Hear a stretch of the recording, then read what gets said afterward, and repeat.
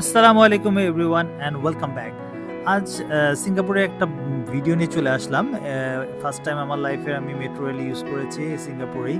And then আমরা একটা hostel টাইপের একটা জায়গা নিয়েছিলাম, একটা বেড নিয়েছিলাম। তো এখানে এটা প্রাইস ছিল প্রায় সিঙ্গাপুর ডলারে $80 2 রাতের জন্য। দেন